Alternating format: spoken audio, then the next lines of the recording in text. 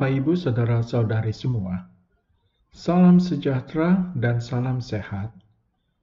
Kasih karunia, pemeliharaan, dan perlindungan dari Allah Tritunggal senantiasa menaungi kita semua. Pembacaan Alkitab hari ini diambil dari Yakobus pasal 4 ayat 8. Dengarkanlah firman Tuhan. Mendekatlah kepada Allah dan Ia akan mendekat kepadamu. Tahirkanlah tanganmu, hai kamu orang-orang berdosa, dan sucikanlah hatimu, hai kamu yang mendua hati. Berbahagialah setiap orang yang mendengar firman Tuhan dan memeliharanya. Bapak, Ibu, saudara-saudari yang dikasihi oleh Tuhan Yesus, pada hari Rabu minggu lalu saya mengajak Bapak Ibu untuk merenungkan kalimat pertama dari ayat 8 ini. Mendekatlah kepada Allah dan Ia akan mendekat kepadamu. Pada hari Rabu ini, saya mengajak Bapak Ibu untuk merenungkan kalimat yang kedua. Tahirkanlah tanganmu, hai kamu orang-orang berdosa, dan sucikanlah hatimu, hai kamu yang mendua hati. Tentunya saya sangat berharap bahwa Bapak Ibu masih ingat renungan minggu lalu. Paling tidak mengingat Yakobus 4 ayat 8 ini sebagai ayat hafalan dan pegangan hidup sehari-hari. Bapak Ibu, Yakobus mengundang kita untuk mendekat kepada Tuhan sama seperti para imam dalam Perjanjian Lama akan mendekat kepada Tuhan di tempat kudus bait suci. Para imam akan mendekati Tuhan dalam penyembahan dengan iman dan rasa takut dan gentar. Kita mendekat kepada Tuhan melalui doa dan penyembahan. Ketika kita menghadap Dia dengan kerendahan hati, tunduk pada kehendak-Nya, dan dengan keinginan untuk memuliakan Dia sebagai Tuhan atas hidup kita, kita dapat mengalami kedekatan dengan Tuhan dan semua berkat yang mengikutinya. Bagaimana kita bisa mendekati Tuhan, Bapak Ibu? Menurut ayat 8 dalam Alkitab versi Bahasa Indonesia sehari-hari, bersihkanlah tanganmu, kalian yang berdosa, dan jernihkanlah hatimu, kalian yang bercabang hati.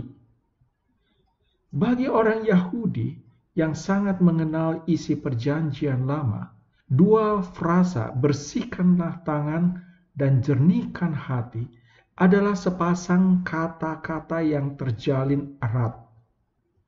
Dalam Mazmur pasal 24 ayat 3 dan 4, siapakah yang boleh naik ke atas gunung Tuhan? Siapakah yang boleh berdiri di tempatnya yang kudus? Orang yang bersih tangannya dan murni hatinya, yang tidak menyerahkan dirinya kepada penipuan dan yang tidak bersumpah palsu. Penulis surat Ibrani pun mengungkapkan hal yang sama pada Ibrani pasal 10 ayat 22. Karena itu marilah kita menghadap Allah dengan hati yang tulus ikhlas dan keyakinan iman yang teguh, oleh karena hati kita telah dibersihkan dari hati nurani yang jahat dan tubuh kita telah dibasuh dengan air yang murni. Kalau minggu lalu kita merenungkan bahwa ketika kita mendekat kepada Tuhan, janji Tuhan bisa menjadi nyata dalam hidup kita. Kedamaian, kekuatan, harapan, sukacita, cinta kasih akan mulai menjadi ciri kehidupan kita. Tetapi pada hari ini kita merenungkan bahwa kita tidak dapat mendekat kepada Tuhan apabila kita tidak membersihkan tangan. Artinya, tidak ada seorang pun yang dapat dekat dengan Tuhan kecuali orang yang bersih tangan yang dapat naik ke bukit Tuhan. Membersihkan tangan merupakan instrumen tindakan di luar. Kita menggunakan anggota tubuh kita untuk melakukan tindakan dosa. Namun firman Tuhan dalam Maliaki pasal 3 ayat 7 akan selalu menggelisahkan kita, Bapak Ibu. Kembalilah kepadaku, maka aku akan kembali kepadamu, firman Tuhan semesta alam. Bapak, Ibu, saudara-saudara yang dikasihi oleh Tuhan Yesus, marilah kita kembali kepada Tuhan. Kita adalah orang berdosa, tetapi kita sudah dibenarkan dalam Kristus satu kali untuk selama-lamanya. Dan karena itu kita terus-menerus dibenarkan melalui Kristus, yang pada dirinya sendiri Kristus adalah sempurna, dan dengan demikian Kristus naik ke surga. Selain itu, Bapak Ibu, kita harus memurnikan hati kita. Secara harfiah, kita menjadikan suci hati kita dari perzinahan spiritual kita. Dan hal perzinahan spiritual atau keduniawian kita sejalan dengan nasihat Yakobus pasal 4 ayat 4.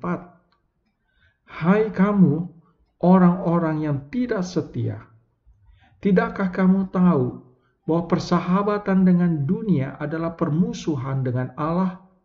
Jadi barang siapa hendak menjadi sahabat dunia ini, ia menjadikan dirinya musuh Allah. Bapak Ibu, hati kita dapat menjadi sumber batiniah dari segala ketidakmurnian. Bukankah dari hati terpancar kehidupan? Bukankah mendua hati akan membuat tidak tenang dalam hidup kita?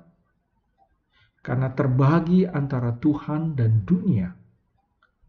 Orang yang mendua hati akan salah di dalam hatinya. Demikian juga orang berdosa akan salah di tangannya. Saya ingin mengutip sedikit di bagian akhir renungan minggu lalu. Dia ingin kita berada dekat dengannya. Dia rindu menjadi Bapa kita untuk melindungi kita, menjaga kita, menasihati dan menuntun kita sepanjang perjalanan hidup ini. Kita pasti selalu ingin berjalan bersama Dia, bernyanyi bersama Dia, tertawa bersama Dia, bahkan menangis bersama Dia. Semua kedekatan dengan Allah akan terjadi apabila kita membersihkan tangan dan menyucikan hati kita. Dan semua itu mungkin terjadi apabila kita di dalam Kristus. Mendekatlah terus-menerus kepada Allah, dan Allah akan mendekat kepada Bapak Ibu. Amin.